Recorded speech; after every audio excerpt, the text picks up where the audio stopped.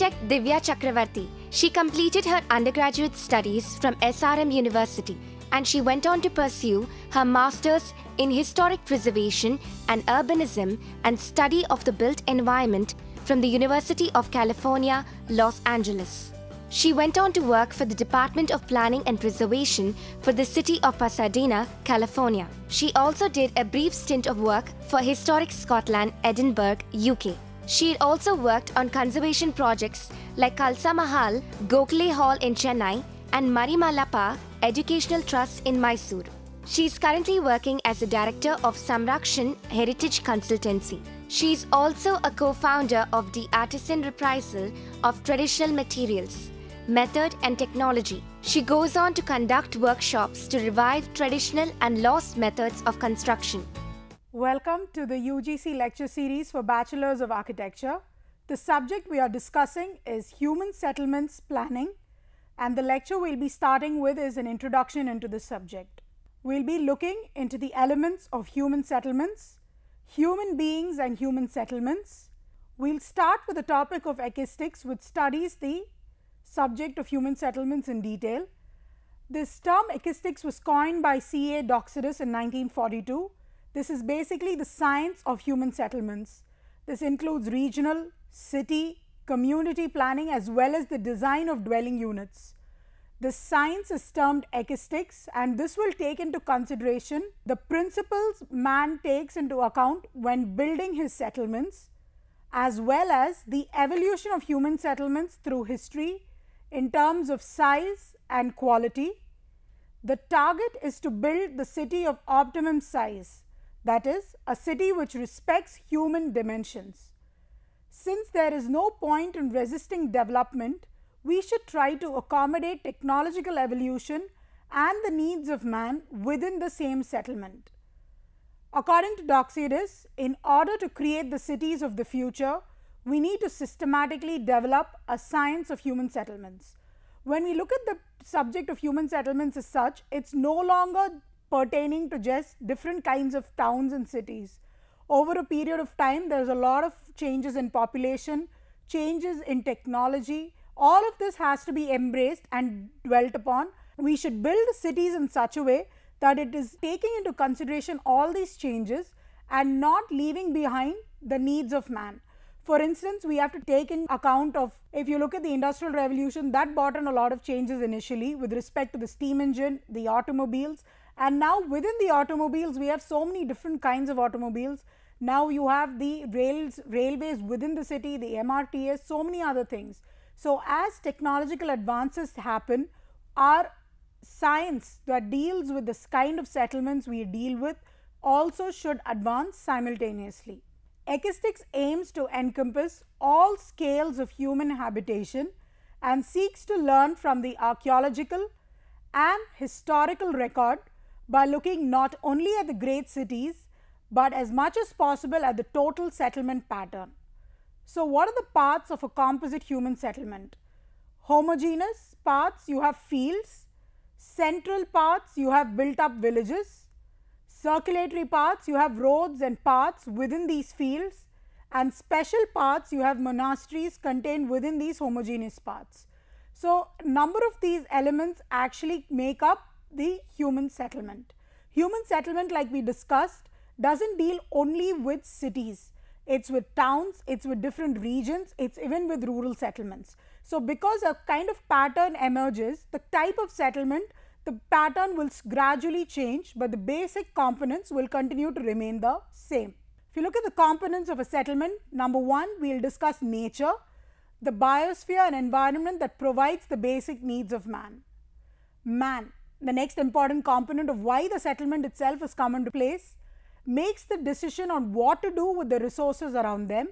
Society, agglomeration of people that creates an interaction and relationships governed by social artifacts such as economic, cultural, political and spiritual. Shells contain human activities and provide protection. Networks, these are basically channels through which people, energy and information flow. So basic examples of networks, you have roads, railways, bridges, pipelines, drainage, telecommunications. So networks is basically anything that needs to move from point A to point B. It could even be electricity, but it is the movement of any component. Now we just saw the units, we will just look at some examples. If you look at nature, the examples of nature, you have geographical resources, topographical resources, soil resources, water resources, plant life, animal life and climate. Within man, the components you have biological needs, that is space, air, temperature, sensation and perception, that is the 5 senses that we usually talk about. The emotional needs, that is human relations, security, aesthetic beauty and finally moral values.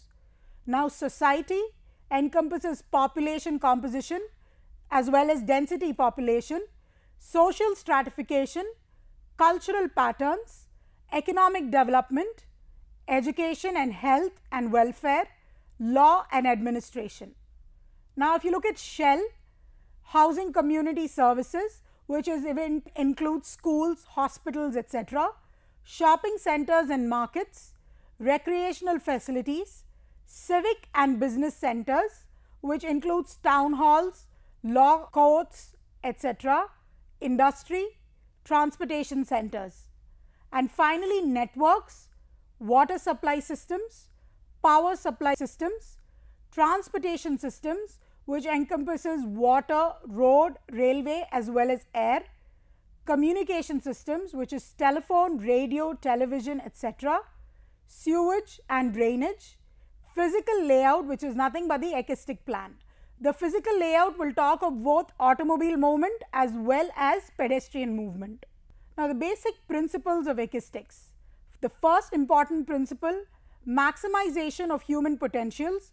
In a certain area, man will select the location which permits a maximum of potential contact. Minimization of efforts. Just a contrast to the first principle, a minimum of effort in terms of energy, time as well as cost, man selects the most convenient routes. Optimization of man's protective space, optimization of man's relationship with his environment, and optimization of the 4 previous principles. Now we look at the first principle, maximization of human potential. What we'll basically talk about here is what kind of contacts we have with the elements of nature, like water, trees, the other people in the environment, with other works of man as such as buildings, roads. This after all amounts to an operational definition of personal human freedom. It is in accordance with this principle that man abandoned the Garden of Eden and is today attempting to conquer the cosmos. It is because of this principle that man considers himself imprisoned even if given the best type of environment and if he is surrounded by a wall without doors. In this, man differs from animals. We do not know of any species of animals that try to increase their potential contacts with the environment once they have reached the optimum number of contacts. Man alone always seeks to increase his contacts. So when you talk of increase his contacts, it does not mean just talking to people. Man is never satisfied. Like even the current situation, if you look at, we went to the moon, now we want to go to Mars. We want to explore what is beyond the realm of Earth. It is no more what is there in this town, shall I go to the next town, shall I go to the next city. Our sense of curiosity and a sense of helplessness in terms of, we are stuck over here, what is there beyond this, exists only in man. And this is the first main principle of acoustics. The second principle, minimization of effort, this required for the achievement of man's actual and potential contacts. He always gives a structure the shape or selects the route that requires the minimum effort, no matter whether he is dealing with the floor of a room, which he tends to make horizontal, or with the creation of a highway. The third principle, optimization of man's protective space, which means the selection of such a distance from other persons, animals, objects, that he can keep his contacts with them such that the first principle is maintained without any kind of sensory or psychological discomfort. This has to be true at every moment and in every locality, whether it is temporary or permanent, and whether man alone or is a part of a group. This has been demonstrated very well lately for the single individual by anthropologists such as E.T. Hall and psychiatrists such as Augustus Kinzel, and by the clothes man designs for himself. It may be explained not only as a psychological but also as a physiological problem if we think of the layers of air that surround us or the energy that we represent. The walls of houses or fortification walls around cities are other expressions of this third principle. So, as an extension of the first principle, besides a stage of curiosity, man also has an insecure feeling within him. If you don't know who your neighbors are, you will have that sense of insecurity prolonging for a longer period of time, because you will feel in complete comfort only when you are in your comfort zone or amongst people you trust and you know your surroundings. And that's exactly why man keeps trying to push his boundaries to make sure that he knows who's around him and what kind of things exist around him. So, following the third principle, security is a very important issue.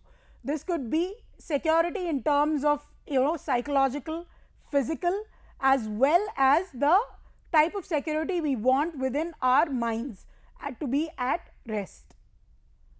The fourth principle, optimization of the quality of man's relationship with his environment, which consists of nature, society, shells. Shells include buildings and houses of any kind, which even includes your institutional buildings, your public buildings and everything, and networks, which range from roads to telecommunications. This is the principle that leads to order, physiological as well as aesthetic, and that influences architecture and in many respects even art. The fifth principle, man organizes his settlements in an attempt to achieve an optimum synthesis of other four principles, and this optimization is dependent on time, space, on actual conditions, and on man's ability to create a synthesis. When he has achieved this by creating a system of floors, walls, roofs, doors and windows which allows him to maximize his potential contacts, which is the first principle, while minimizing the energy expended, which is nothing but the second principle, and at the same time makes possible his separation from others, third principle, and the desirable relationship with his environment, which is the fourth principle, we can discuss and talk of it as successful human settlements. What you mean here is settlements that have achieved a balance between man and the environment made by man by complying with all of these five principles. The idea that the small romantic city of earlier times is appropriate to the era of contemporary man who has developed science and technology is therefore a mistaken one. New dynamic type of settlements interconnecting more and more smaller settlements are appropriate to this era. To stop this change from city to Dynapolis, we should try to reverse the road created by science and technology for man's movement in terrestrial space. So, initially if you look at the garden city concept in all those cities, there was an idea of having a lot of movement, a lot of space, a large city with a lot of green space, and then a center which had all the commercial and trade activities. Now, if you look at the current trend in this era, that is not going to be feasible with the expanding population. You need to have smaller units of settlements emerging which are interconnected by a very good transport system, and that's the way to go with a new dynamic type of settlement. If you look at the main elements of urban structure, the urban form and its spatial structure are articulated by two elements, nodes and linkages. If you look at nodes, these are reflected in the centrality of all urban activities. It can be related to spatial accumulation of economic activities or to the accessibility of the transport system. Terminals such as ports, rail yards, airports are important nodes around which activities agglomerate at both the local or regional level. Nodes have a hierarchy related to their importance, and this contributes to urban functions such as production, management, retailing and distribution. So, nodes prove to be the main spine of any economic activity which leads to movement of both goods as well as people. Linkages, these are the infrastructures supporting flows from to and between the nodes. The lowest level of linkage includes streets, which are the defining elements of the urban spatial structure. There is a hierarchy of linkages moving up to regional roads, railways, international connections by air, and maritime transport system. So now that you have your nodes in place in different parts across the globe, how do these nodes get connected? And that's where the second important element of the urban structure comes in, which is the linkages. Linkages provides the link between every node that is there, such that that entire economic activity can go to the next level, as well as goods, as well as transport of people, knowledge, etc. Now we'll discuss nodes, linkages, and their relationship to the urban form. First, we have the economic nodes. This refers to locations that perform a function of economic significance. These functions are extremely varied and can include transformation, administration, education, retailing, and leisure. Economic nodes tend to agglomerate or to cluster and are often dependent on access, if not close proximity, to an accessibility node or a linkage. Such clusters often take the form of a central business district, commercial strips, industrial districts, or logistical zones. So economic nodes, like we just spoke about, are very important for any developing human settlement, because without an economic node, for any transaction to take place, let it be a good transaction via the road, via an airway, or via the railways, everything needs to have an important economic node. And related to this, surrounding buildings will also come up to support this kind of typology. The presence of nodes requires linkages, which can be serviced by different transportation modes. Roads and transit linkages are obviously local in scope, often taking the form of a grid that characterizes the form of many cities.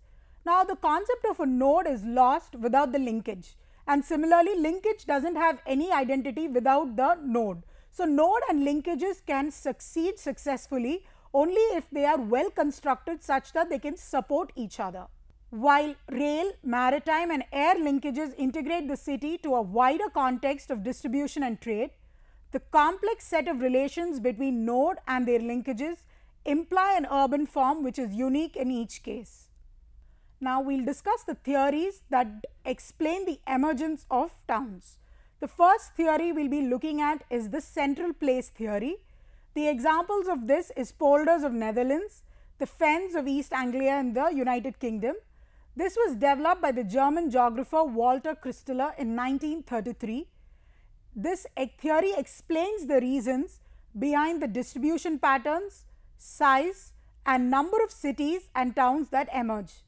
This was first tested in southern Germany, and it came to the conclusion that people gather around together in cities to share goods, ideas, and the main assumptions made here in this central place theory is humans will always purchase goods from the closest place, unbounded isotropic, that is all flat, homogeneous, limitless surface, evenly distributed population. All settlements are equidistant and exist in a triangular lattice pattern and evenly distributed resources. So, these are the assumptions made by Christaller when this theory was placed. So, this is a typical example of what you would see. You will have a town, the red dot you see over here is the city, and the green nodes are the villages. So, basically even here it was clearly decided that even though there would be, the cities would have most importance, the villages are required more in number because they are the ones that support the concept of agriculture.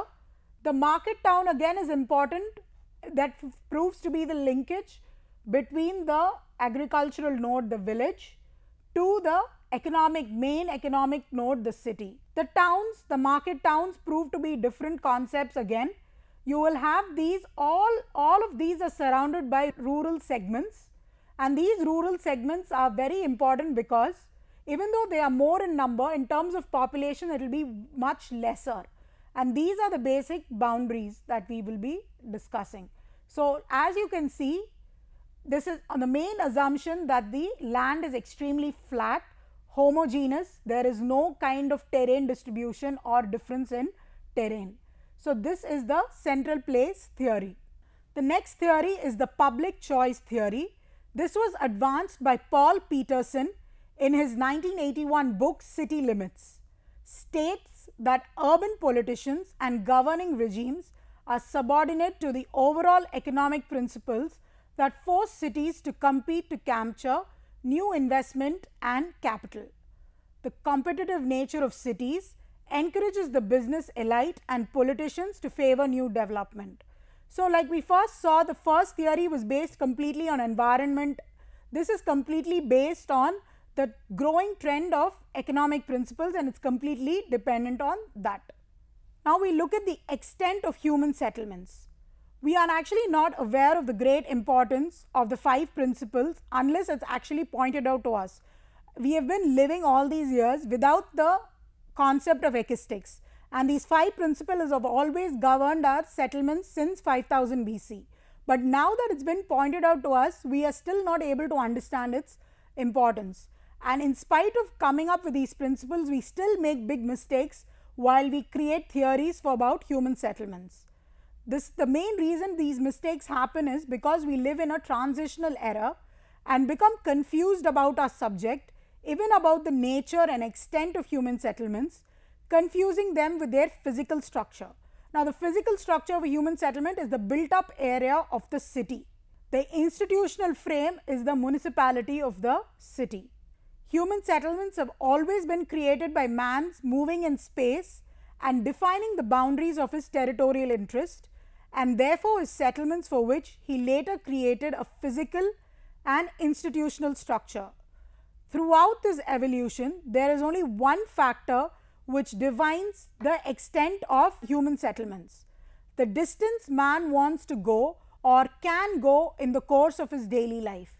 The shortest of the two distances defines the extent of the real human settlement through the definition of daily urban system. So that is absolutely true even in today's context. The only difference being that now that we have automobiles, we have railways, and we even have airways to a certain extent, people are able to make the daily urban system shrink. That's exactly why we keep telling the term the world is shrinking. What distance man could achieve by road, now he achieves the same distance in much lesser time. So it's possible for a person working in Chennai to visit Coimbatore for a meeting, come back. If the airway was not possible and it had to be completely done by road, that wouldn't be a part of the daily urban system. Now, as technological advancements are happening, our world has shrunk and our daily urban system too has shrunk. But as a majority scale, if you look at the settlement pattern, usual pattern we take into consideration is only roadways, railways, as in intercity railways, as well as pedestrian activity. Only these 3 will decide our daily urban system.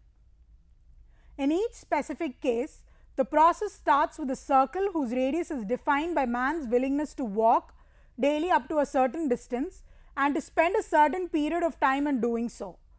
This leads to the conception of a circular city and of a city growing in concentric circles. When the machine, that is the motor vehicle, enters the picture, we come into the 2-speed system, which is both automobile friendly, 1 speed, and pedestrian friendly, which is the 2nd speed. Then towards interconnected settlements, then the roads lead towards larger systems, then you have the universal city of Econopolis, which is inevitable. The idea that the small romantic city of earlier times is appropriate is obviously not possible now. New dynamic types of settlements interconnecting more and more smaller settlements is obviously more appropriate. Human being and our relationship to settlements. The human-centered approach emphasizes that a central purpose of planning is to ensure that the developmental needs and the activities of people living in settlements are catered for, and in particular that opportunities for people to achieve their full potential through their own efforts is definitely maximized. This approach, rather than being purely cost or technologically driven, is both people driven as well as democratic. So that is most important. Most of our settlements end up being technologically driven, which is not human friendly and eventually environment friendly. Only when it's democratic and people friendly to a certain extent can we call it environmental friendly. The nature-centered approach recognizes that natural systems interact in highly synergistic ways which must be respected if breakdowns in them are to be prevented. And that's exactly what we just spoke about, the importance of environment and the ecosystem. Human actions on the landscape, such as settlement making, must thus be sensitive to ecological processes. Therefore, rather than imposing settlement development on the environment, this approach emphasizes design with nature, thereby creating synergy between man-made as well as the ecological systems. In terms of the human-made environment, the quality of place recognizes that there are points where elements of structure, particularly the movement system, come together to create places of high accessibility and special significance. These end up being the meeting places of every settlement. It could be a plaza, it could be a particular square, it could be a market area, it could be a bazaar. So all of these end up having higher accessibility, and over time that gains special significance. Business and commercial activities, schools, clinics, libraries, community halls and other facilities and activities requiring exposure to large numbers of people are associated with these places. In the best cases, the most importance of these places is recognized by the focus of public investment aimed at making them attractive, user-friendly and comfortable to experience. They also become the places that accommodate symbolic statements such as objects of remembrance. These become the memorable places which shape the impressions of a settlement. So this could even be a tomb, it could be a memorial of a person. So basic thing is, this is something where a people of a settlement are emotionally attached to or could even socially congregate. If you look at the relationship between human beings and settlements, it has changed over a period of time. Initially, when man moved into a settlement, he did not recognize the importance of nature. He just took it for granted. It is only now in recent periods of time we have realized how much damage we have caused, and we actually can create lasting impressions on the ecological aspect of it. So when you look at the relationship between human beings and settlements, it is varied and it has transpired different relationship boundaries over a period of thousands of years. So the end of this, we have studied the elements of human settlements through the subject of acoustics, human beings and human settlements. At the end of this lecture, we should be able to answer the following questions. What is acoustics? What are the basic parts of a composite settlement? What are the components of a human settlement? What are the basic principles of acoustics? Discuss the extent of human settlements. Describe in detail the relationship between humans and settlements. That brings us to the end of this lecture. Thank you.